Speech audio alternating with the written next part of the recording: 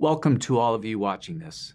This brief conversation is designed specifically for SAP Customer Success Managers and Customer Success Leadership. The reason we are reaching out to you today is because we share a common goal, helping your customers get more value, more adoption, and better business results from their investment in SAP. I am sure you hear what we hear. Our data isn't trusted. We extract information from SAP and work it in spreadsheets. We are constantly firefighting. We need to improve our planning and forecasting. We feel like we are working for the system, SAP, versus the system working for us. And then ultimately, we don't feel like we're getting the max value from our investment in SAP. Sound familiar? My name is Elsbury, and I have the pleasure to be joined by Kristie Bane, someone who has more passion for supply chains and utilizing SAP than most people do about their coffee. Kristie, me, and our whole company, Reveal, specialize in helping SAP-run organizations improve profitability, reduce operating expenses, and increase service levels through their investment in SAP. Thanks for joining me, Kristie.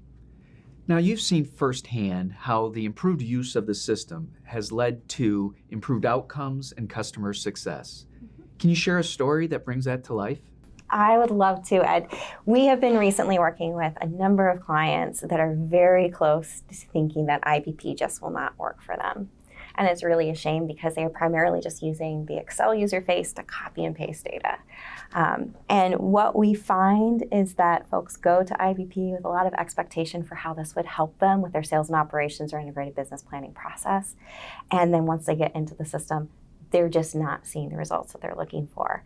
Now, a lot of that is because the master data and the transactional data integrity is just not there. The other piece of it is that they haven't really been educated on how the process is meant to flow through IBP. So they're thinking about demand planning, they're thinking about getting good optimization techniques out of their supply planning run, all those what-if scenarios and simulations that we're all hungry to be able to do. And what ends up happening is it just doesn't work. What we've been able to do to help with this is really go back and say, this is how IBP is expecting your process to flow.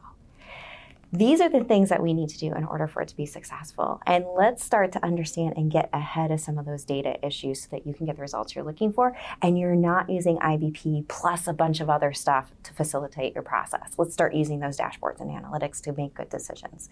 And that has really been a game changer because that human struggle on which system am I supposed to be using? How do I get this done? Starts to go into single source of truth and we start to get really good results. Sounds like then you're improving the use of the data, the use of the system, in this case IBP, to drive better business outcomes. Does that sound about right? Yes, that sounds right. What I love about that story is that it's a common theme.